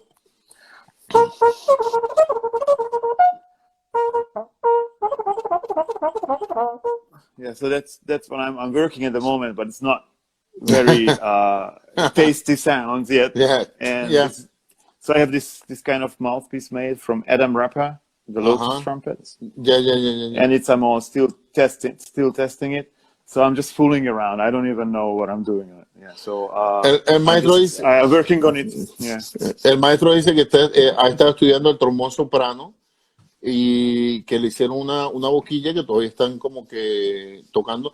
Pero bueno, lo que quiero que sepan que bueno, que el maestro no va a tocar, porque para los que no están informados, si ustedes buscan en el internet, la hora de Viena es un poco tarde y que su hija está durmiendo, entonces no la quiere despertar.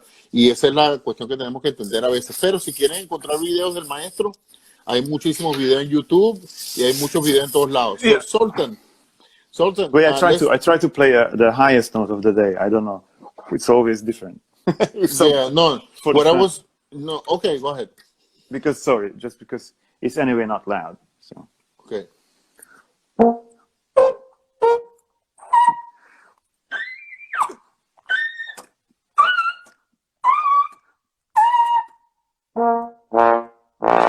Yeah. So today Okay, is double high C, I think. Or it's just gold. Ok, bueno, ya está, señores. Bueno, muchachos, continuamos con la entrevista. Ahora la siguiente pregunta que le voy a hacer al maestro es sobre el festival que hacen en Bulgaria. Quiero hablar del festival y la competencia, y además quiero que el maestro hable un poco de la escuela de trombones en Bulgaria, que es una escuela hay un montón de trombonistas fenomenales de Bulgaria, y que quiero que hable un poquito sobre eso. Pues,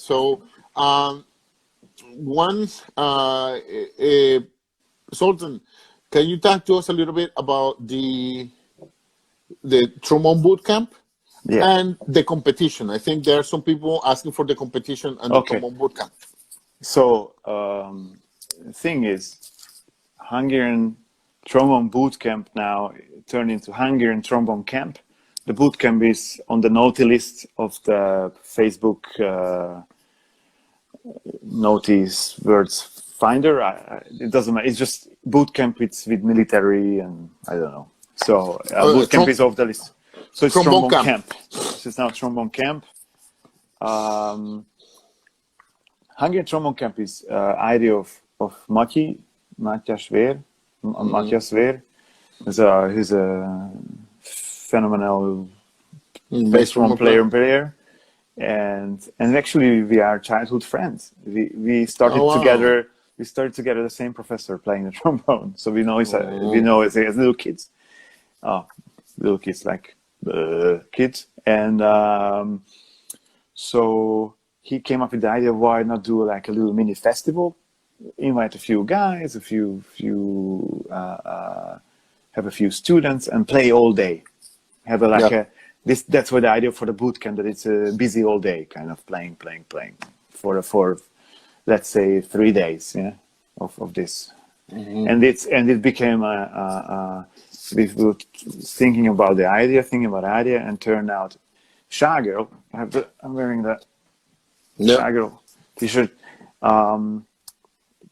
Helped us tremendously and paid for hiring a building.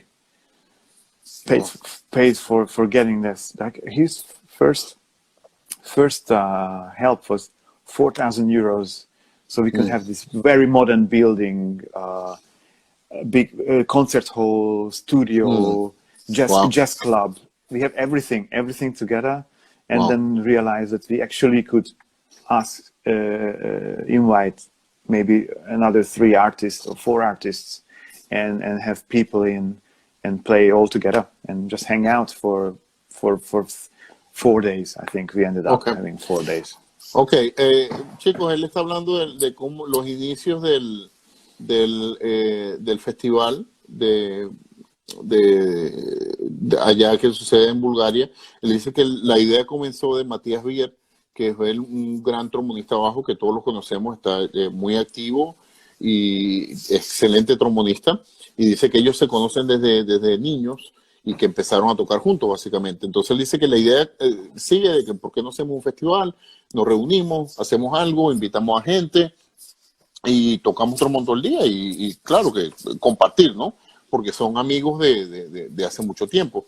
Pero él dice que ya la cosa se convirtió un poco más grande porque Shagel decide donar 4.000 euros y ya ahí se convirtió el trombón el festival más grande, porque tenía un edificio increíble que básicamente tenía un jazz club, tenían acceso a una sala de concierto y muchas cosas, y ahí pudieron invitar a otra gente, y poco a poco se ha convertido el festival en algo bien grande y que es una colaboración muy bonita y muy chévere el festival.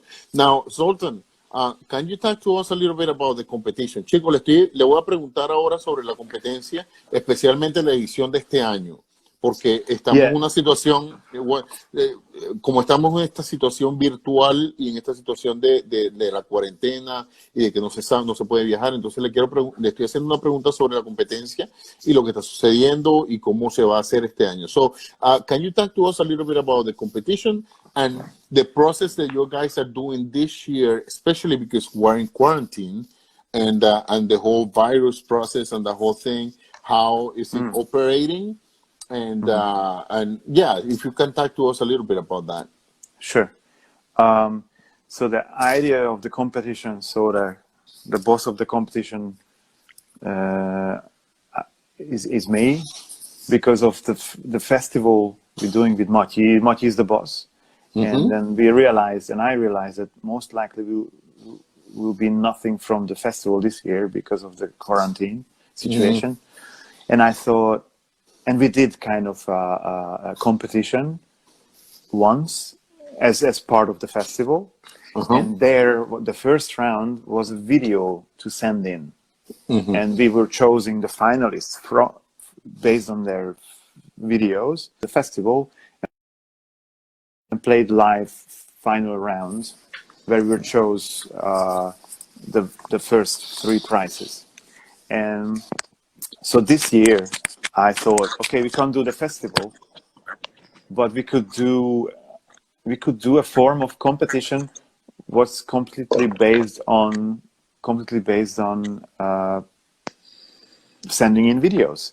And why not just based on one round? So sending in a video so send in a video, play what you like, and we are going to listen to it like a sent in video. So your best version, what you want, or for the possibilities you have, send in a video, we listen to it, and then you might win something nice. So this was the idea. And then I asked Mati what he thinks about it, and he liked the idea.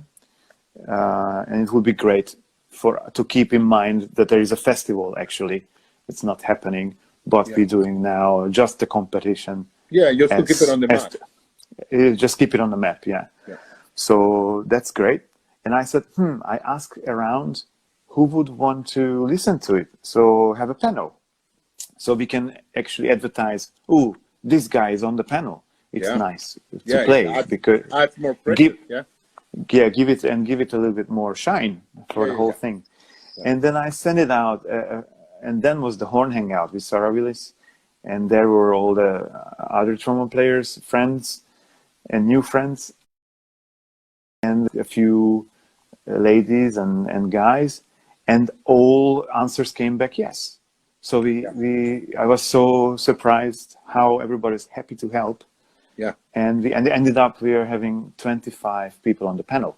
Wow. That's a lot of people. Bueno, you know, like from Alesi, Lindbergh, Niels Landgren, Wycliffe Gordon, you know, like Charlie Vernon, you know, Ben van Dijk, Bram Totema, Martin Schippers. Wow. I know, it's just, Well, Chico, él está hablando de cómo surgió la idea de la competencia. Él dice que, bueno, ya habían hecho una en vivo, pero como este año estamos en cuarentena y todo esto, él dice que, bueno, que él se le ocurrió la idea y estaba haciendo una sesión con Sarah Willis en el Horn Hangout, y resulta que habló de la cuestión y dijo que, bueno, él se le ocurrió invitar a alguna gente para que fueran parte del jurado, pero bueno, el jurado terminó siendo 25 personas, está toda esta gente desde Joe Alesi, Christian Nimmer, Charlie Vernon y un montón de gente impresionante, ¿no? Granatema, Ben Van Dyke. Entonces él dice que porque está muy chévere y pues bueno, obviamente todas estas superestrellas en el panel, y él dice que a él le importa, fue importante que él una ronda, él dice que envíen lo mejor que tengan y de la mejor manera que lo puedan grabar.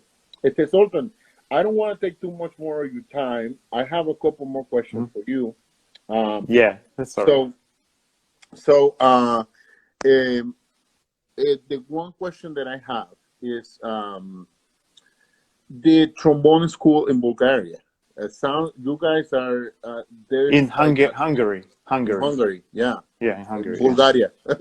I'm like mixing. In Hungary. So so many great players. I don't know what was in the water, but a lot of us are turning 40 this year. All of these guys.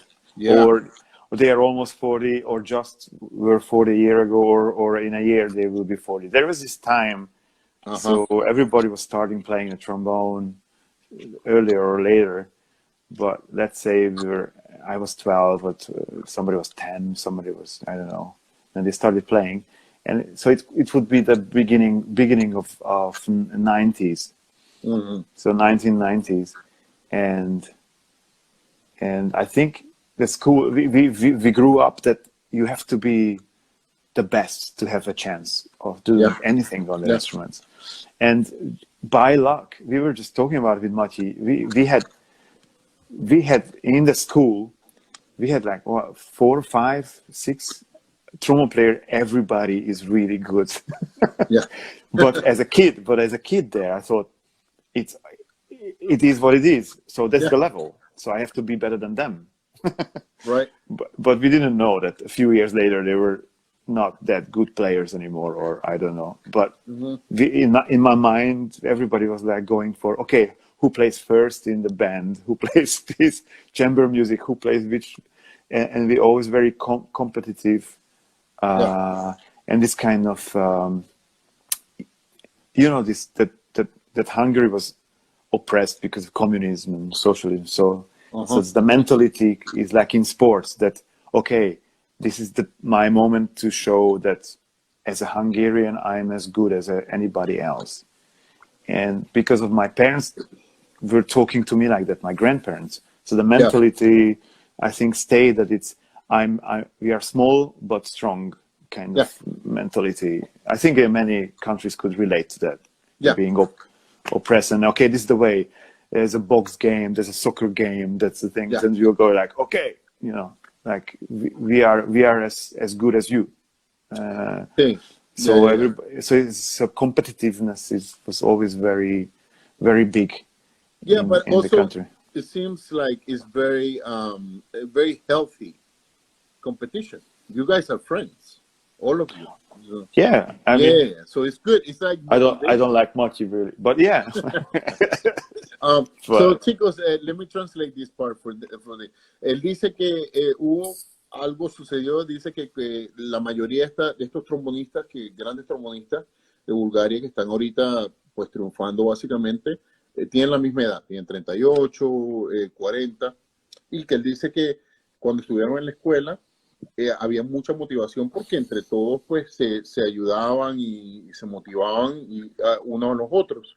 Entonces, él dice que siempre, y también él dice que como el país estuvo en comunismo, habían pocas posibilidades, entonces era como que una manera de ellos demostrar lo que tienen, ¿no? Si tienen algo en particular, pues lo quieren demostrar y querían hacer lo mejor posible, y por esta razón, pues hay tantas cosas. So, Sultan, chicos, le voy a preguntar, hay un video muy famoso de un amigo en común que tenemos, Sultan y yo, y que tiene una serie de videos, Marshall Gilkes, o Marshall Jokes, tiene una serie de jokes, videos de online trombone lessons, de ah, Marshall, y hay una sesión donde Sultan está en casa de Marshall y toma una clase con el hijo de Marshall, con Ethan. So, yes. le quiero He preguntar calls qué me. aprendió él de He Ethan, calls del me hijo de the. Marshall, de sobre la boquilla. So, what do you think? What did you learn from Ethan on your online I trombone think lesson? I learned that less is more is one thing I learned, and just take it easy, and better don't do it at all. That's what I learned. Entonces, el And Sultan dice, Eden calls me the Mr. Trash. Mr. Trash. Yeah, Bueno, because I played with his trash. We were track. We were yeah. playing with him, Yeah. and I was feeling like, oh, I'm taking the trash away, and he's like, oh, so you are the Mr. Trash who takes the trash to the track, and I said, yeah, sure, why not? And since then, it's Kukashbachi in Hungarian. Kukashbachi, because Marshall's wife is Marshall White, Hungarian. he said, yeah. Yeah, so we talk. I talk to him Hungarian. Oh, So yeah. he calls me Kukashbachi, the Mr. Trash.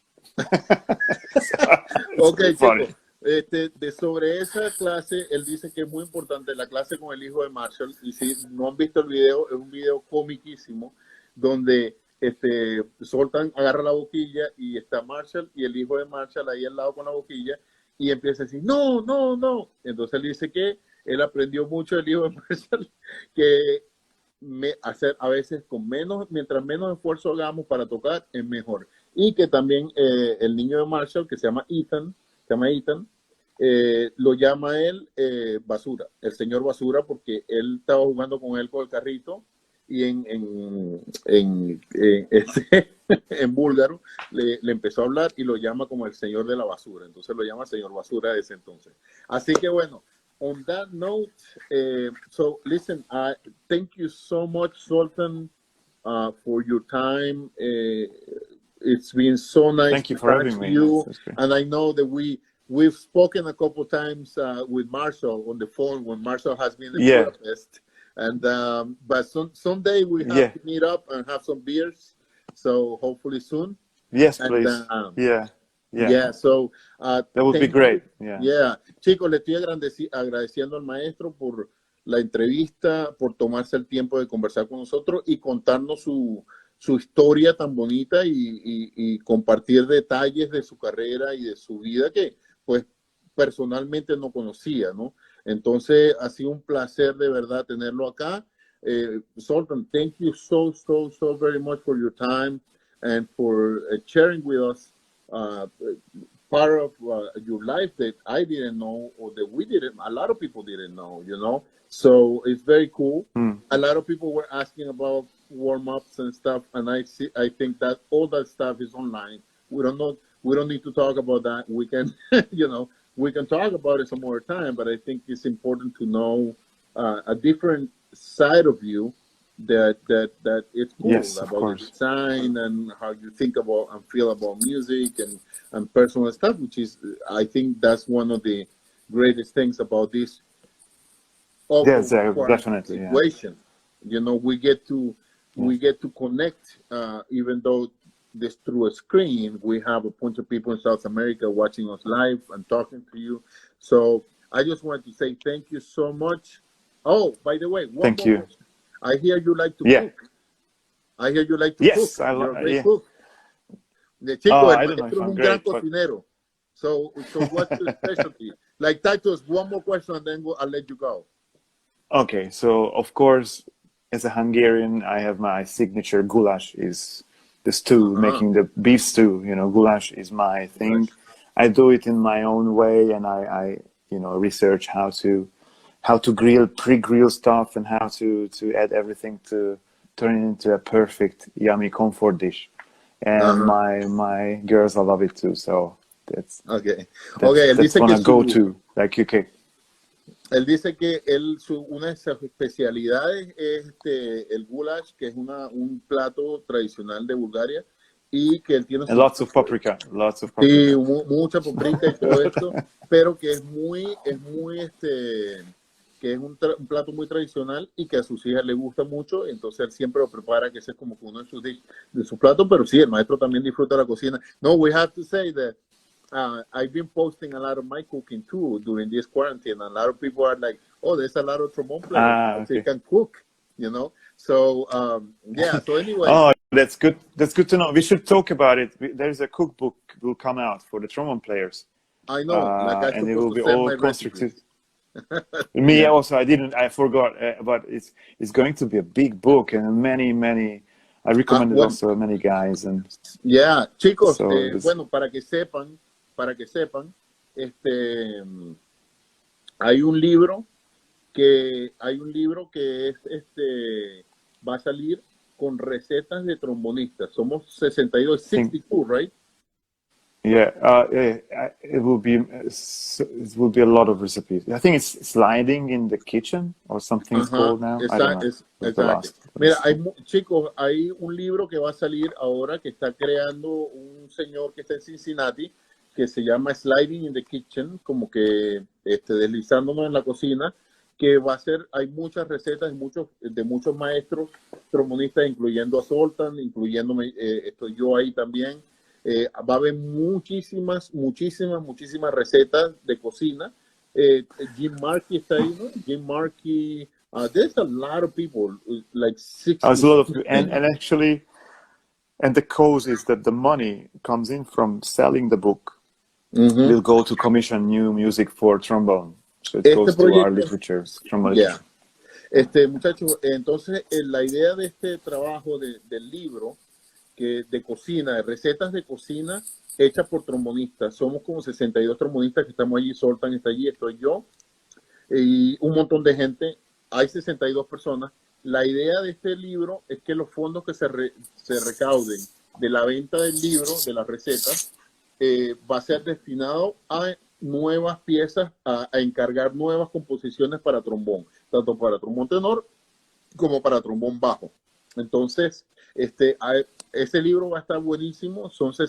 Habemos 62 trombonistas incluidos en ese libro de recetas, que va a haber de todo allí. Así que bueno, muchachos, eso está buenísimo. Así que bueno, muchas gracias una vez más a ZOLTAN por su tiempo y gracias a todos por mirar la entrevista. La entrevista va a estar en Facebook también, en la página de la Escuela de Trombón y Latinoamericana. So, ZOLTAN, thank you again so very much for your time. It's been great to talk to you again. And yes, you reminded me I have to write my recipes and send it to.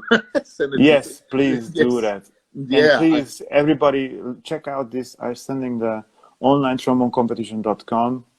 Please, everybody, check it out. We only have so far one sign up from South America. Only one sign up from the many. Okay, so, when is the deadline? Deadline is 1st of June. Deadline. Okay. But we will wait a couple of days. But we will do like 3-4 days. We will for sure wait for the latecomers. Chicos, es bien importante esto. Para nosotros los que estamos en Latinoamérica, el maestro acaba de enviar un mensaje. Él dice que hay un solo participante que envió su audición para la competencia de Latinoamérica. Entonces, en junio es la fecha límite, pero él dice que por favor que anímense y envíen todos los videos y participen en esta competencia. No cuesta nada, simplemente graben un video con lo mejor que tengan allí en su casa, sea un teléfono o un video o audio, como lo pueden hacer, o busquen amigos que los ayuden. Es importante que aprovechen estas oportunidades que los maestros están creando y se exponen, y es una gran oportunidad para pues darse a conocer con estos maestros. It's a very amazing opportunity to get for them to let them, the people, the judges, Yeah, express themselves. And we will put the videos on our YouTube channel, and there will be a like for a week, and who gets the most likes gets the audience award. So that's a good thing too. Muchachos, esto está súper interesante. Él dice que todos los videos que se envíen, que le envíen a ellos como parte de la competencia, ellos lo van a poner en el website del Festival de Trombones, y esto va a ser por votos, o sea que el público va a votar. Entonces, bueno, chicos, lo dejo. Esto estuvo súper interesante. Compren el libro cuando salga. Muchas recetas buenísimas allí. Anótense en la competencia, inscríbanse en la competencia. Zoltan, thank you so very much, my friend. Hopefully we'll get to hang out sometime soon, have some beers, you know, either here or there or here. Oh, your daughter. Oh, yeah, she's going to sleep. Yeah. All right, my man. Well, okay. Yeah. Okay. Brother. Okay. Thank Thank you. you. Thank you so much. much. Take care of yourself. Thank you. Yeah, Gracias, you too. chicos. Take care. Nos vemos. All right. Take care. Bye.